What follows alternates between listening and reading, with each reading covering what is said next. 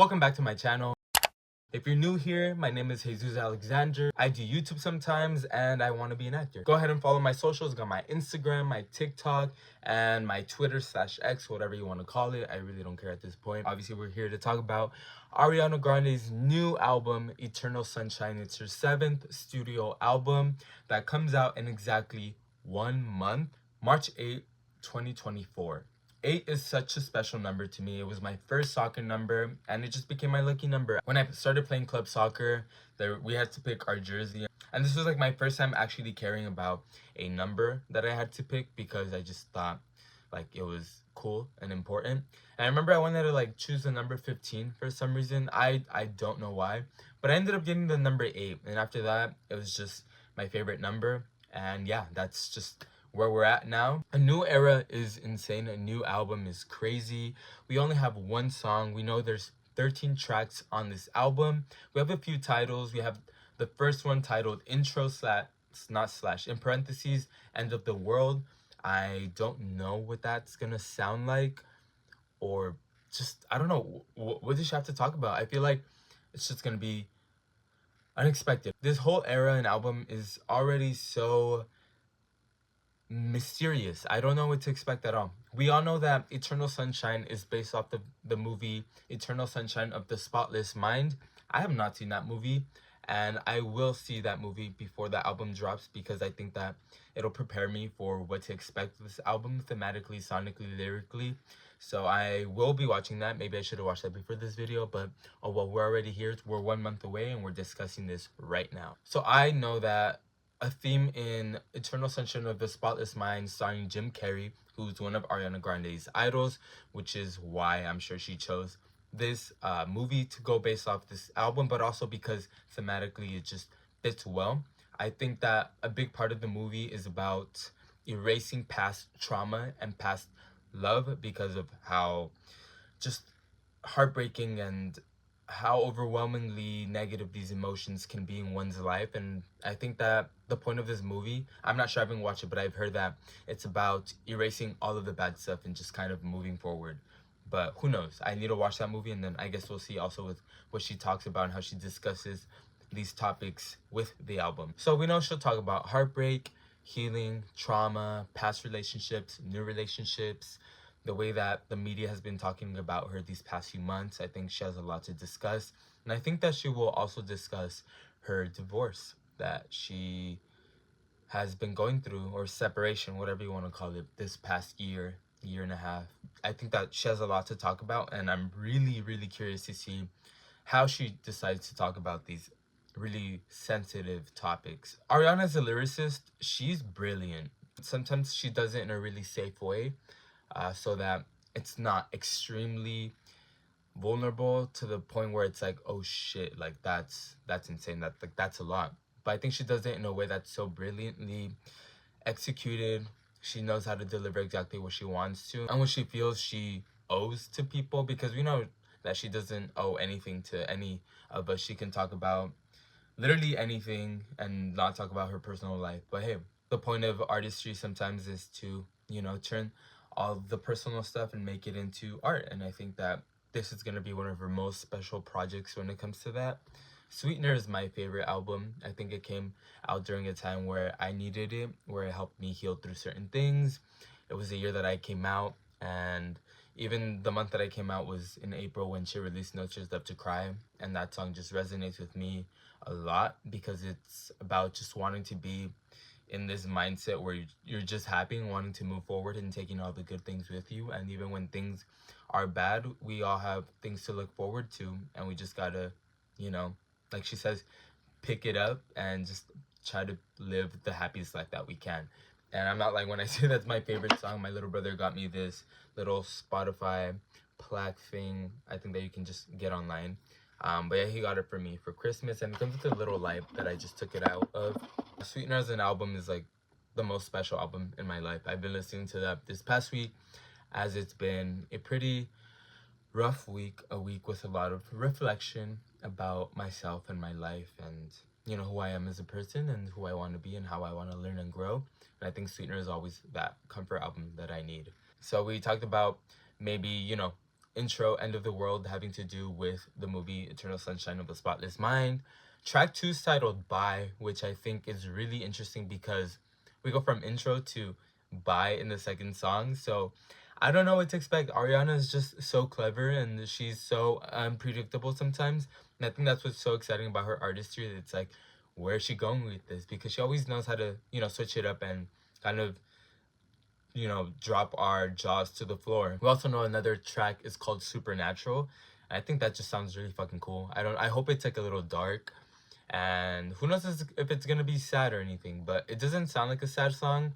I feel like it's gonna be more dark and about some sort of mystery, maybe all the things that she's gone through being supernatural, or I don't know. I feel like this is such a clever title already. Like I feel like it's gonna be one I'm looking forward to a lot. Oh, title track. I forgot to talk about the title track. Eternal Sunshine is also a song title that was given to us. So no expectations. I feel like it might be a little more ballady, but I don't know. She's unpredictable, so I don't know. We also have Yes and, the lead single, #1 hit single in the US.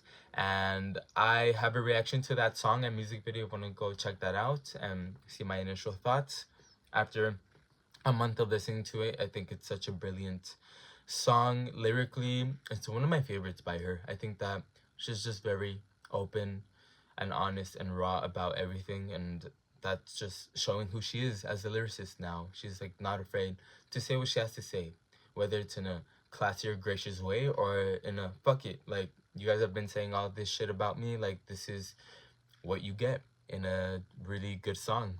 And lastly, the last title that we have for this the album so far as of February 8th, 2024. We still have 1 month left. So the last one that we have is titled We Can't Be Friends, and in parentheses, Wait for Your Love.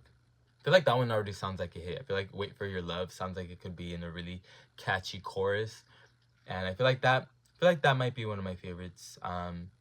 Who knows? I don't know. I'm claiming track 8. Of course, we don't have the title for that yet, but I'm really excited for that. I know we always, claim tracks and whatnot. We also know that there's 7 album covers to choose from.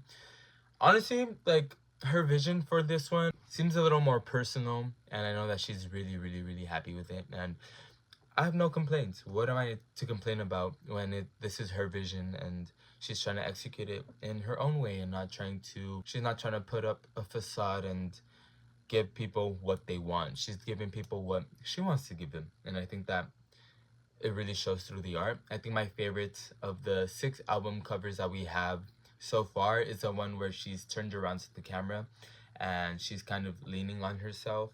And there's 2 of her, but she's, not facing the camera. And I'll insert it.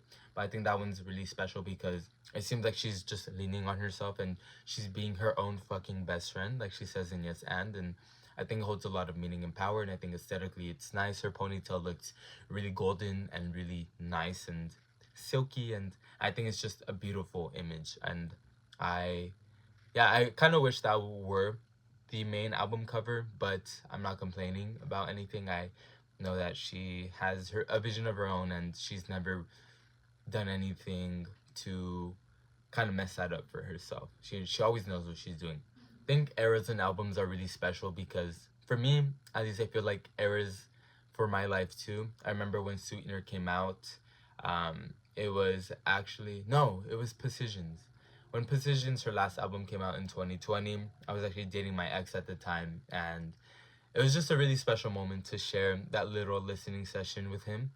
We were at a hotel together. We had a sushi and some boba, and we just kind of sat down next to each other. We sat like on the same chair because we were at the hotel and we were just really excited, and we were just eating. We played the album, and it was just really fun. It was a really memorable time for me. I really like looking back at eras and just different songs and releases because there's always a lot of memories to it, and I'm really excited. I don't know. I know that we're not getting another single. She said in an Instagram story when a past couple of days ago that as much as she wants to give us a second single or just give us more, she wants us to wait for the release date to just soak up the entire body of work all at once and listen to it in that sort of special way. So I'm really excited. I think it's more exciting that way.